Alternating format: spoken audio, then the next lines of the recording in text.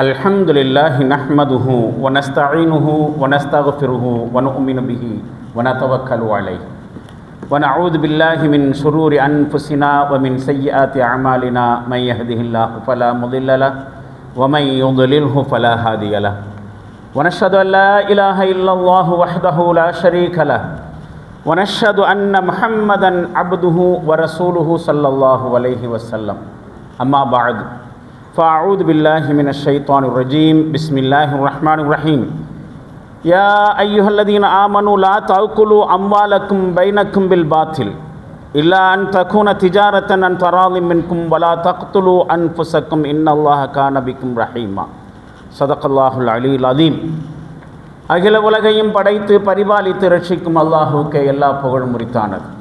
சலாத்தும் சலாமும் நபிகளார் ஸல்லல்லாஹு அலைஹி வஸல்லம் அவர்கள் மீதும் அவர்களது குடும்பத்தினர் தோழர் தொடர்ந்தோர் அனைவரின் மீதும் உலகில் உள்ள மோமின்களான நல்லடியார்களான ஆண்கள் பெண்கள் அனைவரின் மீதும் குறிப்பாக இறையருளை நாடியவர்களாக ஜும்மா தொழுகைக்காக அவனது இல்லத்திலே ஒன்று கூடியிருக்கும் நம்மனைவர் மீதும் என்னென்றும் நின்று நிலவட்டுமாக.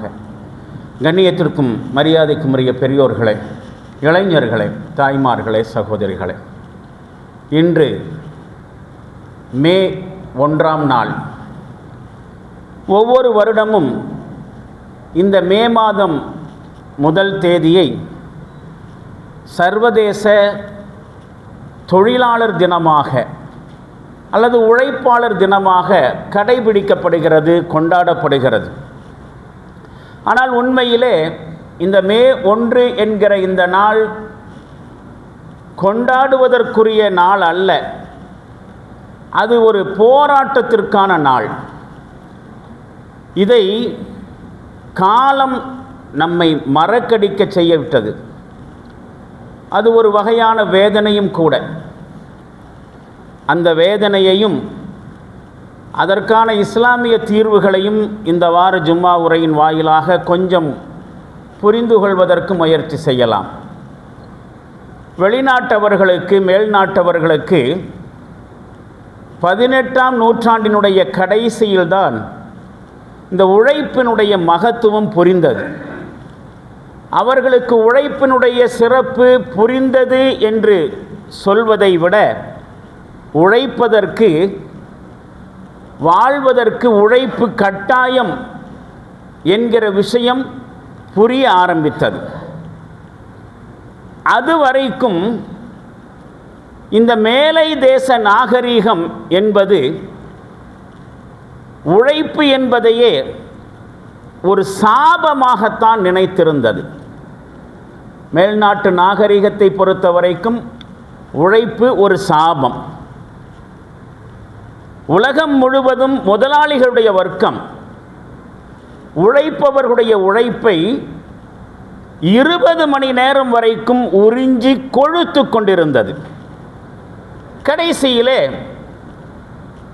தொழிலாளர்களுடைய ஒற்றுமையும் தொழிலாளர்களுடைய இந்த இயக்க வலிமையும் 8 மணி நேர வேலை, ஒரு நாளைக்கு 8 மணி நேர வேலை என்கிற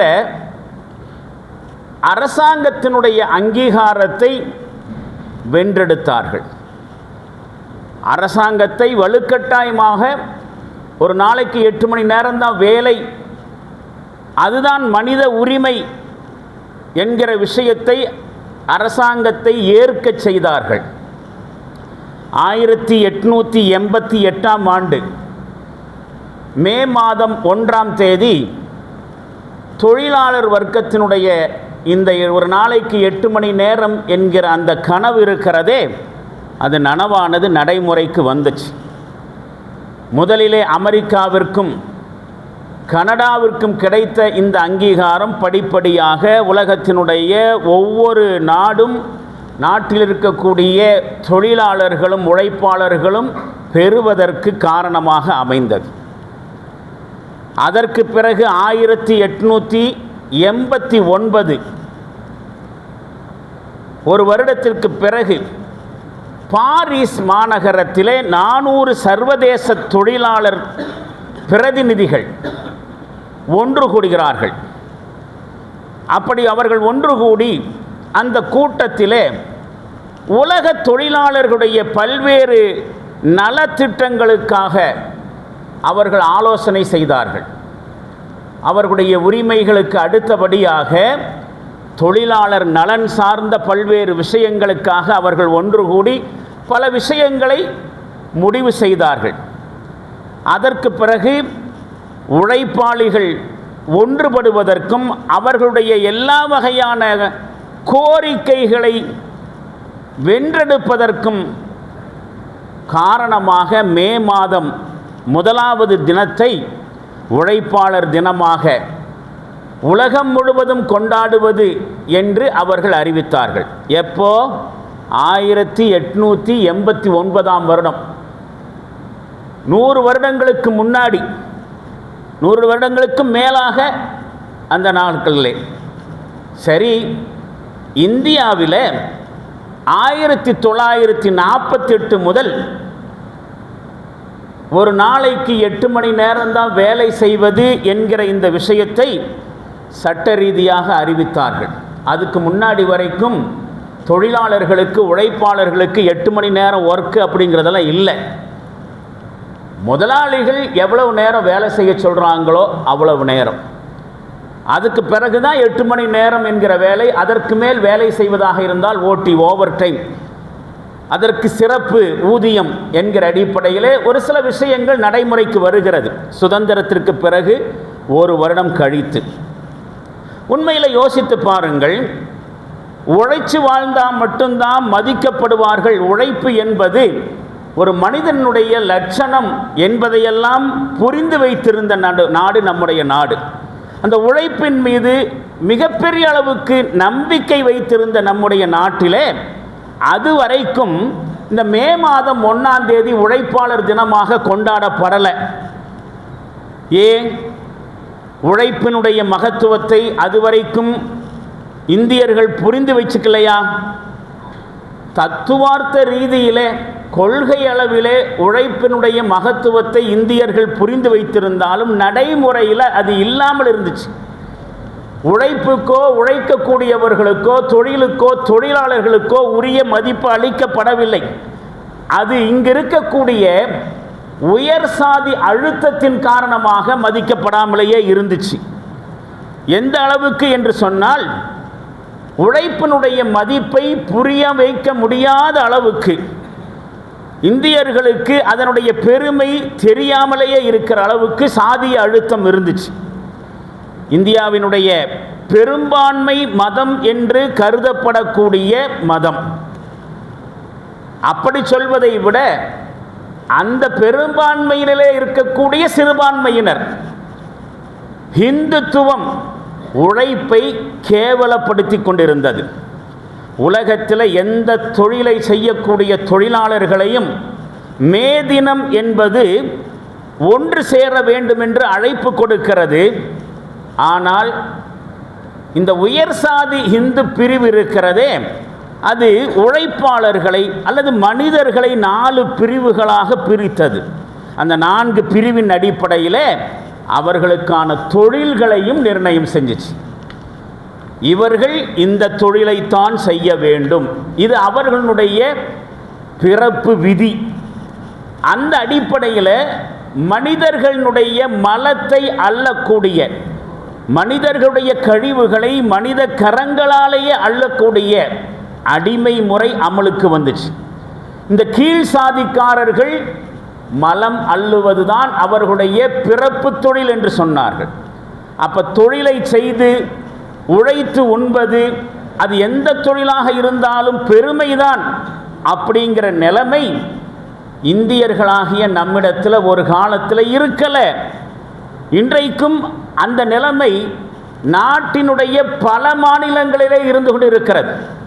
குறிப்பாக இன்றைக்கு ஆளக்கூடிய ஆட்சியாளர்கள், இந்தியாவை ஆளக்கூடிய ஆட்சியாளர்களால் ஆளப்படுகிற பெரும்பான்மையான மாநிலங்களிலே இந்த மனித கழிவுகளை அள்ளுகிற, மனிதர்களை அள்ளுகிற நிலைமை நீடித்து கொண்டுதான் இருக்கிறது. ஒரு தொழிலை செய்யக்கூடியவன் அடிமையாக, இன்னொரு தொழிலை செய்யக்கூடியவன் அந்த அடிமையை ஆளக்கூடியவனாக, மனித வர்க்கத்திலே பிரிவுகள் இது வந்துச்சு. உழைப்பாளர்களுக்கு இடையிலே ஏற்றத்தாழ்வு கற்பித்த ஒரே நாகரீகம் நம்முடைய இந்திய நாகரீகமாகத்தான் இருந்தது. இது இன்னும் மாறலை. செய்யக்கூடிய தொழிலை வைத்து சாதி பிரித்திருக்கக்கூடிய மோசமான நாகரீகம் இந்திய நாகரீகம் என்று வெளிநாட்டவர்கள் இந்த கலாச்சாரத்தை கேலி செய்கிற அளவுக்கு அல்லது தரம் தாழ்ந்து பார்க்கிற அளவுக்கு நாகரீகத்தில் பின்தங்கிய சமுதாயமாக இந்திய சமுதாயம் இன்னைக்கும் இருந்துட்டு இருக்கு. இதை இந்தியர்களிடத்தில் திணித்தது மனு தர்மம் என்கிற ஒரு விஷயத்தை வேதமாக கொண்டிருக்கக்கூடிய உயர் சாதி இந்துத்துவம் தான்.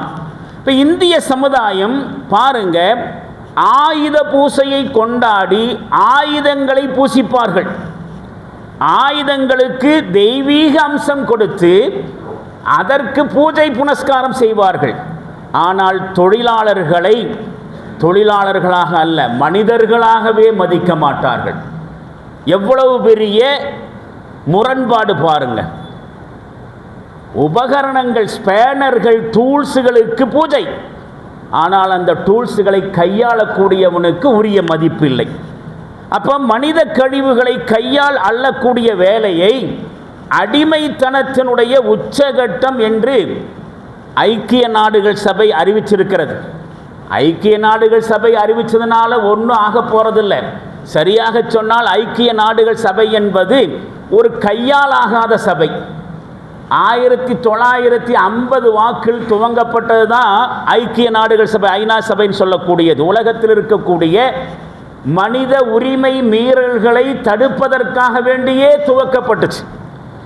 ஆனால் அது துவக்கப்பட்ட 1950 காலகட்டத்திலிருந்து இப்போ வரைக்கும் எத்தனையோ மனித உரிமை மீறல்களுக்கு எதிரான கண்டனங்களை பிறப்பித்திருக்கிறதே ஒழிய அதனுடைய தீர்மானங்களில் ஒன்று கூட இதுவரைக்கும் நடைமுறைக்கு வந்ததில்லை. உலகத்தில் மனித உரிமை மீறல்களுக்கு எதிராக நிறைவேற்றப்பட்ட தீர்மானங்களில் இந்த நிமிஷம் வரைக்கும் ஐநா சபையினுடைய ஒரு தீர்மானமும் நடைமுறைக்கு வந்ததில்லை. காரணம், ஐநா சபை உலக நாடுகளை கட்டுப்படுத்துறதுக்கு உண்டான ரிசோர்ஸ் அதுகிட்ட இல்லை. அதனால தான் நம்முடைய முன்னாள் ஜனாதிபதி அப்துல் கலாம் ஒரு தடவை சொன்னார். என்ன சொன்னார்? இனிமேல் மனித உரிமைகளை பாதுகாக்கிறதுக்கு ஐநா சபையெல்லாம் நம்பி பிரயோஜனம் இல்லை, ஐநா சபைக்கு மாற்று ஒரு அமைப்பை நாம் உருவாக்கித்தான் ஆக வேண்டும் என்று ஒரு தடவை சொன்னார். இந்த நிமிஷம் வரைக்கும் ஐநா சபையுடைய நிலைமை எப்படித்தான் இருக்கு. ஆனாலும் கூட உலகளாவிய அளவில் ஐநா சபையினுடைய கருத்துக்கள் மக்கள் மத்தியிலே பேசப்படுவது உண்டு. அந்த அடிப்படையில் மனித கழிவுகளை மனிதர்களே அகற்றக்கூடிய இந்த நிலைமை என்பது அடிமைத்தனத்தினுடைய உச்சகட்டம் அப்படின்னு சொல்லிட்டு ஐநா சபை அறிவிச்சிருக்குது. இந்தியாவில் இந்த வேலையில் ஈடுபட்டிருக்கக்கூடியவர்கள் ஏறத்தாழ 1 லட்சம் அப்படின்னு அரசாங்கம் சொல்லுது. ஆனால் ஐநா சபையினுடைய சர்வதேச தொழிலாளர் அமைப்பு இருக்கிறதே, அது இந்தியாவிலே ரொம்ப குறைவாக 7 லட்சம் பேர், ரொம்ப குறைவாக, அதிகாரப்பூர்வமாக எண்ணிக்கையின் அடிப்படையில் மிக குறைந்தபட்சம் 7 லட்சம் பேர் ஆவது மாநில அளவில் இருக்கிறார்கள் என்று அறிவித்திருக்கிறது. இவங்களில் பெரும்பாலான பேர்கள் தலித்து பெண்கள் தான்.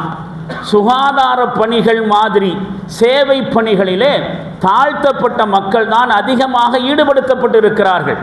அதுவே ஒரு செய்தியை நமக்கு சொல்லுகிறது. பிறப்பின் அடிப்படையில் அவர்களுடைய தொழிலை உயர் சாதி அமைப்பு திணித்திருக்கிறது என்கிற விஷயம்.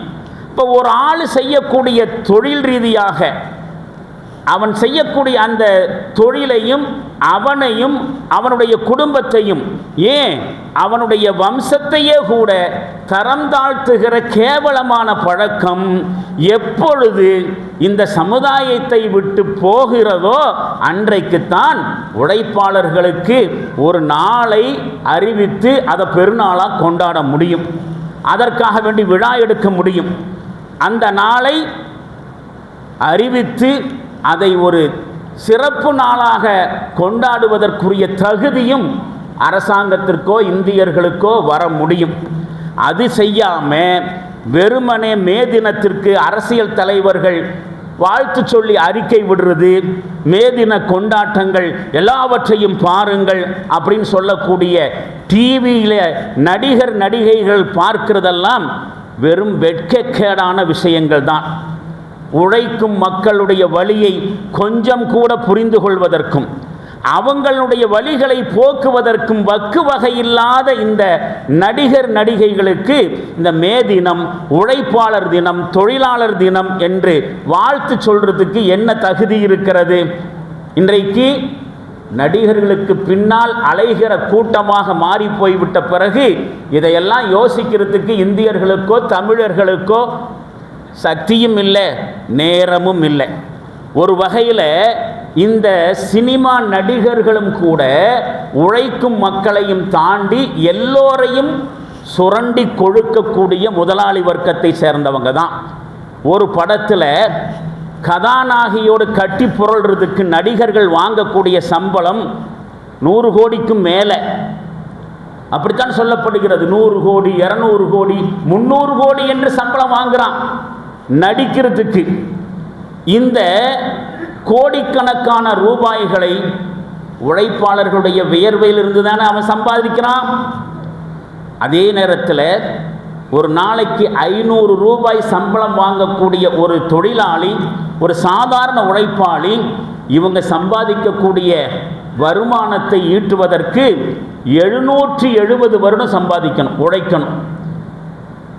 நூற்றுக்கணக்கான கோடிகளிலே சம்பளம் வாங்குறாங்களே, இந்த சம்பளத்தை ஒரு சாதாரண உழைப்பாளி வாங்கணும்னு சொன்னால் 770 வருடம் உழைச்சாத்தான் அவன் சம்பளம் வாங்க முடியும். அந்த மாதிரி ஒரு பெரிய ஏற்றத்தாழ். அப்போ கடுமையாக உழைப்பவர்களை பார்த்து நாம் சாதாரணமாக ஒரு செய்தி சொல்லுவோம். என்ன தெரியுமா சொல்லுவோம்? மாடாய் உழைத்து ஓடாய் தேய்ந்தவர்கள். உழைக்கக்கூடிய மக்களை பார்த்து சொல்லக்கூடிய வழக்கம்தான் மாடா உழைச்சி ஓடா தேஞ்சு போனவங்கன்னு அப்படின்னு சொல்றதை நாம் கேள்விப்பட்டிருப்போம். இந்த உதாரணம் இன்றைய தொழிலாளர்களுக்கு ரொம்ப ரொம்ப பொருத்தமானது. இன்றைக்கு இருக்கக்கூடிய தொழிலாளர்கள் கடுமையாக உழைக்கிறாங்க என்கிற அர்த்தத்தில் இந்த உதாரணம் பொருத்தமானதுன்னு நான் சொல்லலை. தொழிலாளர் தினம் என்று மே மாதம் 1ஆம் தேதியை அறிவித்து கொண்டாடப்படுகிறது அல்லவா, அதனால தான் சொல்கிறேன்.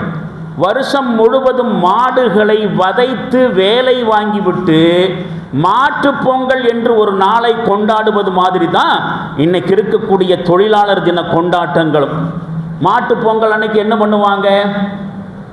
மாட்டை குளிப்பாட்டுவாங்க, அதுக்கு மஞ்சள் பூசுவாங்க, கொம்புல கலர் பெயிண்ட் அடிப்பாங்க, நெற்றியில் பொட்டு வைப்பாங்க, அலங்காரம் செஞ்சு ஊர்வலமாக நடத்திட்டு போகிறத நாம் பார்த்துருப்போம்.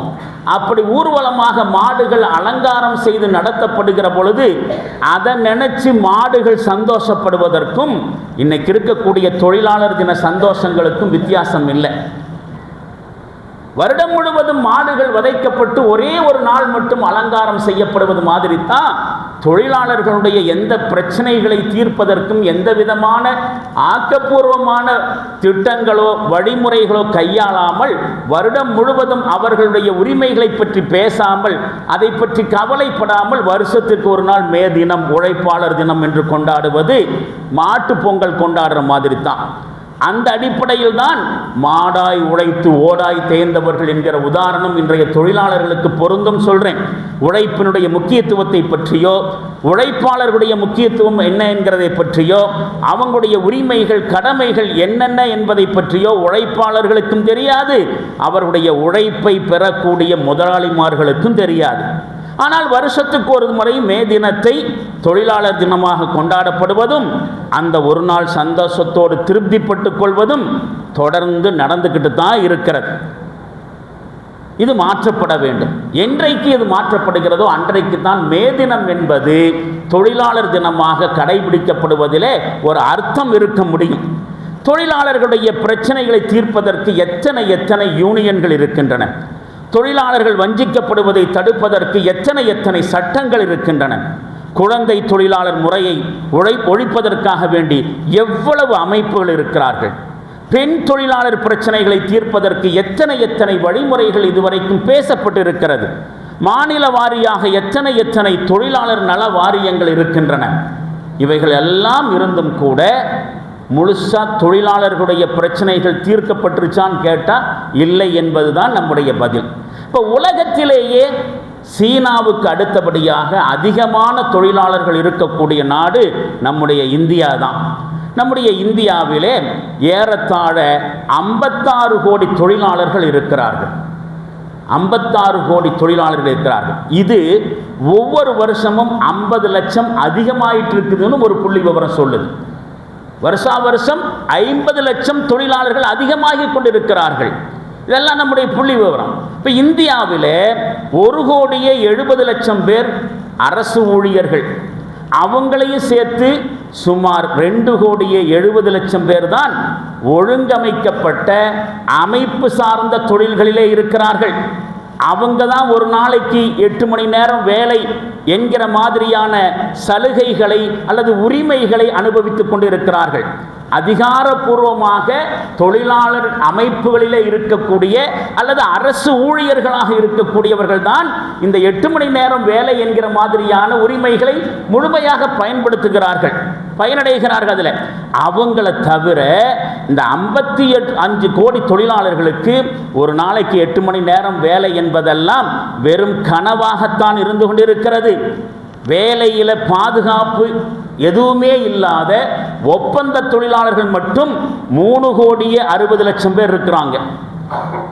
எந்த பாதுகாப்பு பணியில் அவர்கள் ஈடுபட்டு இருக்கிற பொழுது விபத்து ஏற்பட்டு அவர்களுடைய உடல்கள் உறுப்புகளுக்கு பாதிப்பு ஏற்பட்டாலோ உயிர் பாதிப்பு ஏற்பட்டாலோ அவர்களுக்கு எந்த விதமான நிவாரணமும் இல்லாமலேயே வெறும் ஒப்பந்த தொழிலாளர்களாக இருப்பவர்கள் மட்டும், அவங்களில் 1,20,000 பேர்கள் ஆபத்தான ரொம்ப ரொம்ப ஆபத்தான தொழில்களிலே இருந்து கொண்டிருக்கிறார்கள். இந்தியாவில் 50 லட்சம் பேர் கொத்தடிமைகளாக இருக்கிறார்கள் என்று விட பல்வேறு வகையான சேவை அமைப்புகள், மனித உரிமை அமைப்புகள் எடுத்த புள்ளி விவரங்கள் நமக்கு தகவல் தருது. இப்போ வருஷா வருஷம் எத்தனை உரிமை போராட்டங்கள், உண்ணாவிரதங்கள், தர்ணாக்கள், பந்துகள், ஸ்ட்ரைக்குகள் தொழிலாளர்கள் நடத்திட்டு இருக்கிறாங்க, உழைப்பாளர்கள் நடத்திட்டு இருக்கிறாங்க. அரசு ஊழியர் போராட்டங்கள் இருக்கிறது, ஆயிரக்கணக்கான சாலை பணியாளர்களுடைய வேலை பறிப்பு இருக்கிறது, மில் தொழிலாளர்கள் போல பிரச்சனைகள்லாம் இருக்கிறது, எத்தனையோ வேலை நிறுத்த போராட்டங்கள். கடந்த சில வருடங்களாக கூட சென்னையில் தூய்மை பணியாளர்கள் மிகப்பெரிய அளவுக்கு பாதிக்கப்பட்டாங்க. எந்த அளவுக்கு பாதிக்கப்பட்டாங்க? வெளிநாட்டு நிறுவனங்கள் இந்த மாதிரியான சுகாதார பணிகளை குத்தகைக்கு எடுத்துட்டு அவர்கள் மூலமாக வேலை வாங்கப்படுவதும் சம்பளம் கொடுக்கப்படுவதும் சம்பளம் நிர்ணயம் செய்யப்படுவதும் அவர்களுடைய பணி நாட்களை நிர்ணயம் செய்வதென்றெல்லாம் பெரிய அளவுக்கு பாதிக்கப்பட்டாங்க. நடந்துட்டு தானே இருக்கு. இவ்வளவு பிரச்சனைகளும் நடந்துட்டு இருக்கிற பொழுது மே மாதம் 1ஆம் தேதி என்பது ஒரு பொருள் இல்லாத ஒரு வெற்று கோஷம் மாதிரி இருக்கிறது இல்லையா? இதெல்லாம் எதை காட்டுகிறது? தொழிலாளர் நலன்களுக்காக வேண்டி இதுவரைக்கும் எடுக்கப்பட்ட எந்த விதமான பாதுகாப்பு நடவடிக்கைகளும் எந்த விதமான பலனையும் தரல என்பதை மட்டும்தான் காட்டிக்கொண்டிருக்கிறது. காரணம் என்ன என்று பார்த்தோம் என்று சொன்னால், இதெல்லாம் அதிகபட்சமாக மனிதர்களால் உருவாக்கப்பட்டது தானே. இந்த சட்டங்கள்லாம் உருவாக்குனது யாரு? மீறவே முடியாது என்று சொல்கிற அளவுக்கு கடவுளால் வடிவமைக்கப்பட்ட சட்டமா? கடவுள்னு பொதுவான வார்த்தை சொல்கிறேன். இப்போ முஸ்லீம்கள் இருக்கிறார்கள், முஸ்லீம்கள்கிட்ட தொழிலாளர் நலன் சம்பந்தப்பட்ட எத்தனையோ வகையான ஹதீஸுகள் இருக்கிறது. தொழிலாளருடைய உரிமைகள் சம்பந்தப்பட்ட தொழிலாளர் நலன் சார்ந்திருக்கக்கூடிய எத்தனையோ ஹதீஸுகள், சில குர்ஆன் வசனங்களும் இருக்கின்றன. அதெல்லாம் முஸ்லீம்களுக்கு தெரியும். அதை புரிந்திருக்கக்கூடிய முஸ்லீம்கள் அல்லாஹ் சொல்லிட்டான், அல்லாஹ்வுடைய தூதர் சொல்லிட்டாங்க, அதை மீற முடியாது என்கிற நம்பிக்கை சார்ந்த விஷயத்தின் அடிப்படையில் ஓரளவுக்காவது கடைபிடிக்கப்படுகிறது. ஆனால் இன்றைக்கு உலகம் முழுவதும், இந்தியாவிலும் தமிழகத்திலும் தொழிலாளர்களுடைய உரிமைகளுக்காக வேண்டியும் நலன்களுக்காக வேண்டியும் எத்தனையோ சட்டங்கள் போடப்படுது, எத்தனையோ திட்டங்கள் தீட்டப்படுது. அதெல்லாம் நடைமுறைப்படுத்தியே ஆகணும் அப்படிங்கிறதுக்கு இதற்கு பின்னால் மனுஷன்தான் உருவாக்கி இருக்கிறான். கடவுள் ஒன்றும் உருவாக்கல. இதை மீறவே கூடாது, இதை கட்டாயமாக நடைமுறைப்படுத்தி ஆகணும் என்பதற்கெல்லாம் ஒன்றும் இல்லை. காசை கொடுத்தா சட்டத்தை விலைக்கு வாங்க முடியும். அந்த மாதிரி இருக்கிற பொழுது இதனால் பிரயோஜனம் இருக்குன்னு சொல்ல முடியாது. மனிதர்களால் வடிவமைக்கப்படுகிற எந்த சட்டமாக இருந்தாலும், எந்த நடவடிக்கைகளாக இருந்தாலும், ஒரு வகையில் இல்லாவிட்டாலும் இன்னொரு வகையில் இன்னொரு பிரிவினர்களுக்கு அது எதிராகத்தான் இருக்கும். உழைக்கக்கூடியவர்களுடைய உரிய சலுகைகளை, உரிமைகளை பெற்றுத் தருவதற்காக வேண்டி துவங்கப்பட்டிருக்கக்கூடிய பொது உடைமை சித்தாந்தக்காரர்கள் கூட என்ன செய்கிறாங்க, ஒரு சிலருடைய நலனுக்காக வேண்டி அடுத்தவருடைய உரிமையை பறிக்கிற மாதிரி தான் இருக்கு. இந்த கம்யூனிசம் என்று சொல்லுகிறார்களே, பொது உடைமை சித்தாந்தம். என்ன பொது உடைமை சித்தாந்தம்? எல்லாருக்கும் எல்லாம் கிடைக்கணும், எல்லாமே பொது உடைமையாக்கப்பட வேண்டும் அப்படின்னு சொல்லக்கூடியவர்கள் என்ன சொல்றாங்க, இருக்கிறவன் கொடுக்கலைன்னா இல்லாதவன் எடுத்துக்குவான். இருக்கிறவன் கொடுக்காம இருக்கிறது தப்பு தான். எல்லாத்தையும் முதலாளி வர்க்கமே உழைப்பை உறிஞ்சுவதும், எல்லா நாட்டினுடைய நலன்களையும் வளங்களையும் மேல்தட்டு வர்க்கம் மட்டுமே அனுபவிக்கிறது சரியில்லை தான். எல்லாத்தையும் அவனே அனுபவிச்சுட்டு இருக்கிறது சரியில்லை. அப்ப இருக்கிறவன் கொடுக்க மாட்டேங்கிறான், தப்பு தான். அதுக்காக வேண்டி இல்லாதவன் எப்படி எடுத்துக்க முடியும்? இல்லாதவன் எடுத்துக்கொள்வான் என்று சொன்னால் அது திருட்டு இல்லையா? வலுக்கட்டாயமாக பிடுங்கி எடுத்துக்கொள்வோம் என்று சொல்வது அபகரிப்பு இல்லையா? அப்போ ஒரு சில பேருடைய உரிமைகளை பாதுகாப்பதற்காக வேண்டி சட்டத்தை மீறுகிற வேலையைத்தான் செய்யக்கூடிய ஒரு சூழ்நிலை இருக்கிறது. அதனால் தான் சொல்லுகிறேன், பொது உடைமை சித்தாந்தவாதிகள் கூட இப்படி கோஷம் போடுகிற பொழுது அவர்கள் ஒரு சிலரின் நலனுக்காக இன்னொரு சிலருடைய உரிமையை பறிக்கக்கூடியவர்களாகத்தான் இருக்கிறார்கள். இதெல்லாம் தான் மனிதர்கள் எடுக்கக்கூடிய நடவடிக்கைகளுக்கும் சட்டங்களுக்கும் திட்டங்களுக்கும் பின்னால் இருக்கக்கூடிய காரணங்கள். இந்த நிலைப்பாடுகள் எல்லாமே மாறிப்போய் தொழிலாளர்களுக்கான யூனியன்களே இல்லாமல் இருக்க வேண்டும் என்று சொன்னால் ஒரே வழிதான் இருக்கு, இறை வழிகாட்டுதல் பின்பற்றப்பட வேண்டும். இறை வழிகாட்டுதல் தான் உலகத்தினுடைய மனிதர்களுடைய அத்தனை பிரச்சனைகளுக்கும் தீர்வாக அமைய முடியும். காரணம் என்னன்னு கேட்டால், மனுஷங்களை படைச்சது இறைவன். அவனுக்கு தான் தெரியும் இந்த மனுஷனுக்கு என்ன வேணும், எப்போ வேணும், எவ்வளவு வேணும் என்கிற விவகாரம் எல்லாம் அவனுக்கு தான் தெரியும்.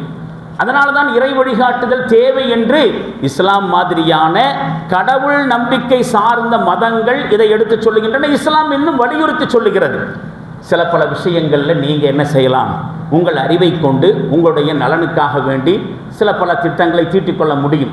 ஆனால் மனித உரிமைகள் விஷயத்தில் அல்லது அது மாதிரியான விஷயங்களில் உங்களால் சட்டங்களை போட முடியாது. நீங்கள் சட்டங்களை போட்டீங்கன்னு சொன்னால் உங்கள் நலனுக்காக வேண்டி மட்டும்தான் அதிகமாக யோசிப்பீர்கள், அடுத்தவன் நலனை பற்றி யோசிக்க மாட்டீங்க. அமெரிக்காக்காரன் இந்தியர்களுடைய நலனுக்காக யோசிக்கணுங்கிற அவசியம் இல்லை.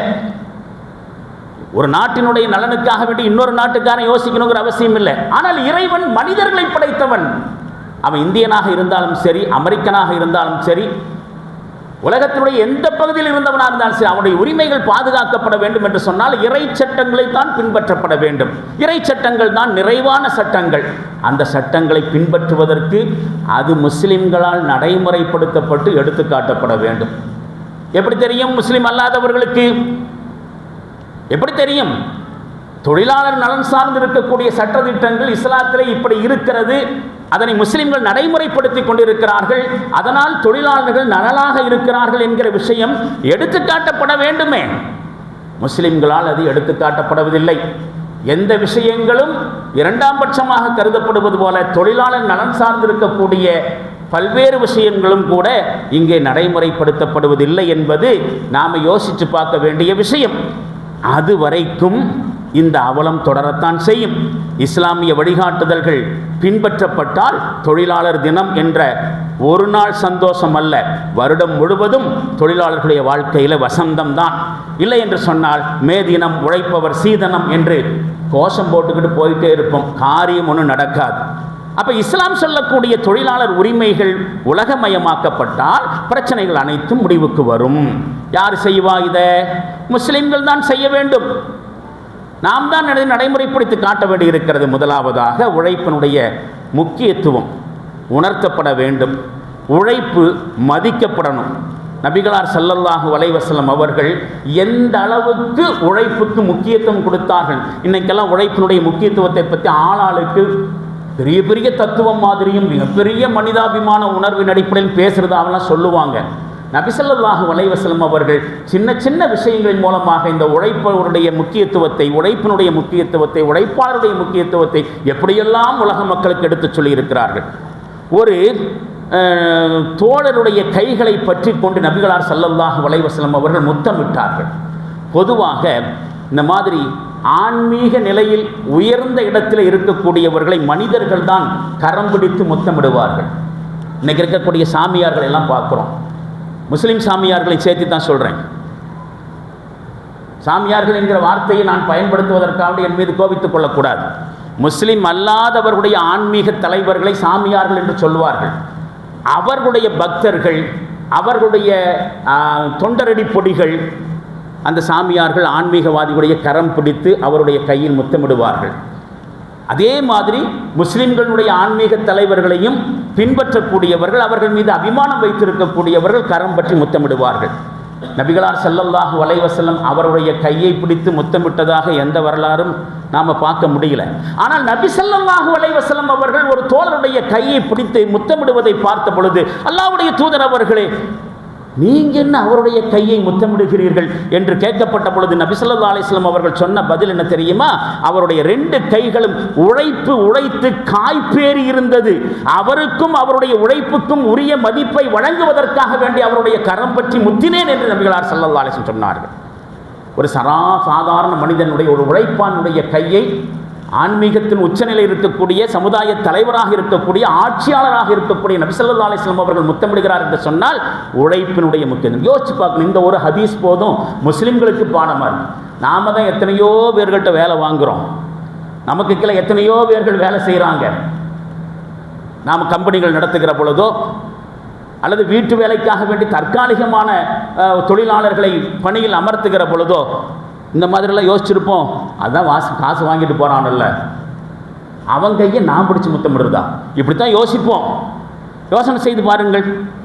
இல்லை என்று கையேந்தி வந்த ஒருவருடைய வீட்டிலே இருக்கக்கூடிய ஒரு டம்ளர் கிளாஸையும் ஒரு போர்வையையும் எடுத்து வர சொல்லி அது 2 திரகங்களுக்கு ஏலம் விட்டு அதை அவர்கிட்டயே கொடுத்து, அதில் 1 திரகத்துக்கு இப்போதைக்கு உன்னுடைய பசியை போக்குவதற்கு உணவை வாங்கிக்கொள், இன்னொரு திரகத்திற்கு சந்தைக்கு போய் ஒரு கோடாரி வாங்கிட்டு வா என்று சொல்லி வாங்கிட்டு வந்த அந்த கோடாரிக்கு நபி ஸல்லல்லாஹு அலைஹி வஸல்லம் அவர்களே மரத்தில் ஒரு பிடி செய்து கொடுத்து அந்த இரும்பு கோடாரியில் மாட்டி முழுமைப்படுத்தி கையில் கொடுத்து, டெய்லி போய் மரம் வெட்டி அதை வச்சு பொழைச்சிக்கோ, அடுத்த 15 நாளுக்கு குறைவாக என்கிட்ட வரக்கூடாது. அவர் கேட்டு வந்தது என்னமோ, அல்லாஹ்வுடைய தூதரே, வாழ்வதற்கு வழி இல்லை, ஏதாவது சப்போர்ட் பண்ணுங்க. ஒன்றுமே இல்லையா உங்கள்கிட்ட? ஒன்றும் இல்லை ரசூலுல்லாஹ். நல்லா யோசனை பண்ணி சொல்லு. ஒன்றும் இல்லை யார சொல்ல. ஆனால் உன் வீட்டில் போய் எதையாவது தொலாவி பார்ப்பா, ஏதாவது இருக்கா? ஒன்றுமே இல்லை. அப்படி என்னதாப்பா உங்கள்கிட்ட இருக்குது? ஒரு கிளாஸ் இருக்குது, ஒரு போர்வை இருக்குது, தூக்கிட்டு வா என்று சொல்லி அதை 2 திரகத்துக்கு ஏலம் விடுறாங்க. அதில் 1 திரகத்துக்கு சாப்பாடு வாங்கி சாப்பிட்டுக்கோ, இன்னொரு திரகத்துக்கு கோடாரி வாங்கிட்டு வா. வாங்கிட்டு வந்த கோடாரிக்கு ரசூலுல்லாவே பிடியை போட்டு கொடுக்குறாங்க. போட்டு கொடுத்துட்டு போய் காட்டில் போய் விறகு வெட்டி அதை விற்று பொழத்திக்கோ, 15 நாளுக்கு குறையாமல் எங்கிட்ட வரக்கூடாது. நபி ஸல்லல்லாஹு அலைஹி வஸல்லம் சொன்ன மாதிரி 15 நாளுக்கு பிறகு ரசூலுல்லாவை சந்திக்க வரும்போது அவர்கிட்ட 15 திரகம் இருந்துச்சு. 15 திரகத்தோடு தான் வந்தார். அப்போது கையேந்தி பிழைப்பதை விட உழைத்து வாழ்வது சிறப்பு என்பதை அவருக்கு உணர்த்தி உழைப்பினுடைய மகிமை ரசூலுல்லாஹ் சொன்னாங்க. நபிகளார் ஸல்லல்லாஹு அலைஹி வஸல்லம் அவர்கள் உழைப்பை பற்றியும் உழைப்பாளர்களை பற்றியும் எத்தனையோ செய்திகள் சொல்வார்கள். மா அகல அஹதுன் தஆமன் கத்து ஹைரம் மின் ஐ யாக்குல மின் அமலின் யதைஹி, எந்த ஒரு மனிதனும் தன்னுடைய 2 கைகளால் உழைத்து உண்ணுகிற உணவை விட சிறந்த உணவை சாப்பிட முடியாது. தன் 2 கைகளால் உழைத்து சம்பாதித்து அதன் மூலம் உண்ணுகிற உணவு தான் உணவிலேயே சிறந்த உணவு. அதைவிட சிறந்த உணவை அவன் உண்ணவே முடியாது. ஃபைன்ன நபியல்லாஹி தாவூத் அலைஹிஸ்ஸலாம் கான யாக்குலு மின் அமலி யதைஹி, அல்லாஹ்வுடைய தூதர்களிலே தாவூது நபி அலைஹிஸ்ஸலாம் அவர்கள் தன் கையினால் உழைத்து உண்பவர்களாக இருந்தார்கள் என்கிற செய்தி மிக்தாத் இப்னு மாதி கரீப் என்கிற நபித்தோழர் அறிவிக்க புகாரியிலே பதிவு செய்யப்பட்டிருக்கிறது. ராஃபி இப்னு ஹதீஜ் என்கிற நபித்தோழர் ஒரு செய்தியை பதிவு செய்வார். அல்லாஹ்வுடைய தூதரிடத்தில் ஒருவர் கேட்பார், யா ரசூலல்லாஹ் ஐயுல் கஸ்பி அத்யப், சம்பாத்தியத்திலேயே தூய்மையான சம்பாத்தியம் எது? வருமானத்தில் சிறந்த வருமானம் எது? நபி ஸல்லல்லாஹு அலைஹி வஸல்லம் சொன்னார்கள், அமலுர் ரஜுலி பியதிஹி, ஒரு மனிதன் தன் கையினால் உழைத்து சம்பாதித்து சாப்பிடுகிற உணவும், வகுல்ல பைஇம் மப்ரூர், பொய் சொல்லாமல் ஏமாற்றாமல் சம்பாதிக்கிற வியாபாரமும். ரெண்டையும் சேர்த்து சொன்னார்கள். அதே மாதிரி நபிகளார் சொல்லுவார்கள், லில் மம்லூகி தாமுஹு வ கிஸ்வத்துஹு, வேலையாட்களுக்கு உணவும் கொடுக்க வேண்டும், ஆடையும் வழங்க வேண்டும். ஒரு முதலாளியுடைய கடமை. இன்னொரு ஹதீஸ்ல தான் உடுத்துகிற மாதிரி உடை வாங்கி கொடுக்க வேண்டும், தான் உண்ணுகிற உணவையே அவர்களுக்கும் ஊட்ட வேண்டும் என்று இன்னொரு ஹதீஸ்ல இருக்கிறது. வலா யுகல்லிஃபு மினல் அமலி இல்லா மா யுதீக், அவனால் தாங்க முடியாத படியை அவன் மீது சுமத்தக்கூடாது. அவனால் தாங்க முடியாத பணியை அவன்கிட்ட வாங்கக்கூடாது. இன்னும் சொன்னார்கள் மற்றொரு ஹதீஸ்ல, இது முஸ்லிம்ல பதிவு செய்யப்பட்டிருக்கிறது. அபூ ஹுரைரா ரலியல்லாஹு அன்ஹு அவர்கள் அறிவிக்க, ஆத்துல் அஜீர அஜ்ரஹு கப்ல அன் யஜிஃப அரக்கஹு, இதைவிட ஒரு தத்துவம் வேற என்ன சொல்ல முடியும்? உழைப்பவனுடைய வியர்வை காய்வதற்கு முன்னால் அவனுடைய கூலியை கொடுத்து விடுங்கள். அவனுடைய உடலிலிருந்து வழிகிற வியர்வை காய்வதற்கு முன்னால் அவனுடைய உரிமை, உழைப்புக்குரிய ஊதியம் வழங்கப்பட வேண்டும். நபிகளார் ஸல்லல்லாஹு அலைஹி வஸல்லம் சொல்லி கேள்விப்பட்டிருக்கிறோம். இன்னொரு மணி சொன்னார்கள் நபிகளார் ஸல்லல்லாஹு அலைஹி வஸல்லம், இஹ்வானுக்கும் ஜஅலஹுல்லாஹு தஹத ஐதீக்கும், உங்களுடைய வேலைக்காரர்கள் இருக்கிறார்களே, அவன் வேலைக்காரன் கிடையாது, அவன் ஸ்டாஃப் கிடையாது, உங்களுடைய கையில் அல்லாஹ் கொடுத்திருக்கக்கூடிய உங்களுடைய சகோதரர்கள், உங்கள் பணியாளர்கள், அல்லாஹ்வினால் உங்கள் கைகளில் ஒப்படைக்கப்பட்டிருக்கக்கூடிய உங்களுடைய சகோதரர்கள். ஃபமன் ஜஅலல்லாஹு அஹாஹு தஹத யதைஹி, எவருடைய கரங்களிலே அல்லாஹ் இந்த மாதிரி தன்னுடைய சகோதரர்களை ஒப்படைத்திருக்கிறானோ, பணியாளர்கள் என்கிற சகோதரர்களை ஒப்படைத்திருக்கிறானோ, ஃபல் யுத்இமுஹு மிம்மா யாக்குல், தான் சாப்பிடுவதிலிருந்தே அவர்களுக்கும் உண்ண கொடுக்கட்டும். வயல் எல்பிசுஹு மிம்மா எல்பிசு, தான் அடைகிற ஆடையே அவர்களுக்கு அணிவிக்கட்டும். வலா யுகல்லிஃபுஹு மினல் அமலி மாலா யக்லிபுஹு, அவனால் தாங்க முடியாத பணியை அவன் மீது சுமத்தக்கூடாது. ஃபைன் கல்லஃபஹு, இனி அவனால் தாங்க முடியாத ஒரு வேலையை அவனிடத்தில் ஒப்படைத்தால் ஃபல் யுஇன்ஹி அலைஹி, அந்த பணியில் இந்த ஓனரும் சப்போர்ட் பண்ணட்டும். தாங்க முடியாத வேலையை கொடுக்கக்கூடாது. அப்படி அவன்கிட்ட கொடுக்க வேண்டி வந்தா அவனோடு சேர்ந்து ஓனரும் சேர்ந்து வேலை செய்யணும். எந்த அளவுக்கு உழைப்பவர்களுக்குரிய முக்கியத்துவத்தையும் உழைப்பவர் நலனையும் நபிகளார் ஸல்லல்லாஹு அலைஹி வஸல்லம் சொல்றாங்க. இன்னொரு ஹதீஸை பாருங்கள், இதா ஸனஅ லி அஹதிக்கும் ஹாதிமுஹு தஆமஹு சும்ம ஜாஅஹு பிஹி வகத் வலாஹர்ரஹு வதுஹானஹு, உங்கள் வீட்டு சமையல்காரன் உங்களுக்காக உணவு சமைத்து நெருப்பினுடைய சூட்டையும் புகையையும் சகித்து கொண்டு உங்களுக்கு உணவு விளம்ப வருகிற பொழுது ஃபல் யகூதுஹு மஅஹு, தன் அருகில் அவனை உட்கார வைத்து ஃபல் யாக்குல் ஃபைன் கான தஆம மஸ்ஃபூஹா, அவன் கையிலும் ஒரு கவளம் உணவு எடுத்து வைக்கட்டும். சமையல்காருடைய கையில் இந்தாப்பா நீயும் சாப்பிடு என்று சொல்லி அவன் கையில் ஒரு கவளம் உணவை வைக்கட்டும். உணவு குறைவாக இருந்தால் அவனையும் சாப்பிட வைக்கணும். வயிறு நிறைய குறைவாக இருந்தால் 1 அல்லது 2 கவளமாவது அவன் கையில் கொடுங்கள் என்று நபிகளார் சொல்வார்கள். அப்போ உழைப்பவர்களும் என்ன செய்யணும்? வாங்குகிற கூலிக்கு உரிய முறையில் தங்களுடைய உழைப்பையும் கொடுக்க வேண்டும். எல்லா உரிமைகளும் உழைப்பாளர்களுக்கு மட்டுமல்ல, ஓனருக்கு சில உரிமைகள் இருக்கிறது. உரிய சம்பளம் வாங்குகிறார் என்று சொன்னால் அந்த சம்பளத்திற்குரிய உழைப்பையும் ஓனருக்கு கொடுக்க வேண்டி இருக்கிறது. அந்த உழைப்பை கொடுக்க வேண்டும். இல்லை என்று சொன்னால் அதுவும் கூட தவறான பொருளீட்டுதலாக ஆகிவிடும். அல்லாஹு ஜல்ல ஷானஹு தஆலா இப்படி சொல்வான், யா அய்யுஹல்லதீன ஆமனு லா தஅக்குலு அம்வாலக்கும் பைனக்கும் பில் பாத்தில், இறை நம்பிக்கை கொண்டிருக்கக்கூடியவர்களே, உங்களுக்கு மத்தியிலே தவறான முறையிலே ஒருவருக்கொருவர் பொருளை ஈட்டிக் கொள்ளாதீர்கள். தப்பான முறையில் சம்பாதிச்சு சாப்பிடாதீங்க. இல்லா அன் தக்கூன திஜாரத்தன் தராமி மின்கும், உங்களுக்கிடையில் பரஸ்பர திருப்தியின் அடிப்படையில் தான் உங்களுடைய கொடுக்கல் வாங்கல்கள் இருக்க வேண்டும். அப்போது எங்கிட்ட உழைப்பை கஷ்டப்பட்டு வாங்குகிறான், சம்பளத்தை கொடுக்க மாட்டேங்கிறான் என்கிற ஏக்கம் மட்டும் இல்லை, அதே மாதிரி ஒரு ஏக்கம் ஒரு ஓனருக்கும் இருக்க முடியும். சம்பளத்தை மட்டும் கேட்டு வாங்கிக்கிறான், அதுக்கு தகுந்த மாதிரி உழைக்க மாட்டேங்கிறான். அப்போ 2 தரப்பிலுமே இருக்க வேண்டும். இவர் வாங்குகிற சம்பளத்திற்கு உழைப்பை உரிய முறையில் கொடுக்க வேண்டும், உழைப்பை வாங்கின அளவுக்கு சம்பளத்தையும் கொடுக்கணும். இந்த வசனம் இன்னும் பல செய்திகளையும் கூட நமக்கு எடுத்து சொல்லுகிறது. இதையெல்லாம் யாரும் செய்யலைன்னு வச்சுக்கங்களேன், ஒமை எஃபல் தாலிக்க உதுவானும் உதுமா, எவன் வரம்பு மீறிய அநீதியாக இப்படியெல்லாம் செய்கிறானோ ஃபசௌஃப நுஸ்லிஹி நாரா வகானல்லாஹு அலல்லாஹி யஸீரா, அவன் நரகத்துக்கு போய் சேருவான் இருக்கு. அப்போ உரிய முறையில் உழைப்பை கொடுக்காவிட்டாலும், உழைப்புக்குரிய ஊதியத்தை உரிய முறையில் கொடுக்காவிட்டாலும் நரகத்துக்கு போக வேண்டி இருக்கும். தப்பு தண்டா பண்ணிட்டு தான் நரகத்துக்கு போகணுங்கிற அவசியம் இல்லை. கொள்ளை செஞ்சுட்டு தான் நரகத்துக்கு போகணுங்கிற அவசியம் இல்லை. ஜினா செஞ்சுட்டு தான் நரகத்துக்கு போகணுங்கிற அவசியம் இல்லை. வேலைக்காரரிடத்திலே உரிமை மீறி நடந்து கொண்டாலும் ஓனருக்குரிய உழைப்பை கொடுக்காவிட்டாலும் நரகத்துக்கு போக வேண்டி இருக்கும். ஆனால் இன்னைக்கு என்ன நடந்துட்டு இருக்குது, உழைக்காமலேயே சம்பாதிக்கணும் என்கிற மனோபாவம் மக்கள் மத்தியிலே அதிகமாக வளர்ந்து கொண்டு வருகிறது. ஓசி, சலுகை, இலவசம், விடுமுறை எல்லாவற்றையும் அனுபவிக்கக்கூடிய உணர்வு அதிகமாகிட்டே இருக்கு. அமெரிக்காவில் பொது விடுமுறை நாட்கள் 11 மட்டும்தான், பிரிட்டனில் 9 நாள். அகில இந்திய தொழிற்சாலைகள் கூட்டமைப்பு ஒரு கணக்கீட்டை சொல்லுது. இந்திய வங்கி ஊழியர் ஒருவர் வருஷத்துக்கு 204 லீவ் எடுக்கிறதுக்கு சான்ஸ் இருக்காமா. ஆக இருக்கிறது வருஷத்தில் 365 நாள். ஒரு பேங்க் ஸ்டாஃப் நினைச்சாருன்னா 204 லீவ் எடுக்க முடியும். சனி ஞாயிறு லீவு, அரசு விடுமுறைகள், special leave, sick leave, privilege leave, இந்த மாதிரி ஏகப்பட்ட லீவு எடுக்க முடியும். யோசித்து பார்க்க வேண்டிய விஷயம் இதுதான். அப்போ முஸ்லிம்களிலே இருக்கக்கூடிய முதலாளிகளும் முஸ்லிம்களிலே இருக்கக்கூடிய தொழிலாளிகளும் இஸ்லாம் காட்டக்கூடிய தொழிலாளர் முதலாளி உரிமைகள் கடமைகளை ஏன் நடைமுறைப்படுத்தணும் அப்படின்னு கேட்டால், அது நம்முடைய ஹதீஸ்களிலே சொல்லப்படக்கூடிய அந்த நடைமுறைக்கு தகுந்த மாதிரி நடந்து கொண்டோம் என்று சொன்னால் அது நம்முடைய இரக்க குணத்தை காட்டுவது மட்டுமல்ல, அது ஒரு ஷஹாதத், சத்திய இஸ்லாத்திற்கான சாட்சியம், அது ஒரு தாவா, அது ஒரு அழைப்பு பணி. அதன் மூலமாக நம்முடைய இஸ்லாமிய கடமையும் நிறைவேறுகிறது, இஸ்லாமிய கடமை முழுமையடைகிறது என்பதை புரிந்து கொள்ள வேண்டும். இஸ்லாம் சொல்லக்கூடிய உழைப்பவர் நலன் சார்ந்த விஷயங்களை நடைமுறைப்படுத்துவோம், உலகத்திற்கு இஸ்லாத்தை எடுத்து காட்டுவோம். அல்லாஹ் ஜல்ல ஷானஹு தஆலா நம் அனைவர்களுக்கும் அதற்கான தௌஃபீக்கை நிறைவாக தந்தருள்வானாக. வாஹிர் தாவானா அல்ஹம்துலில்லாஹி ரப்பில் ஆலமீன்.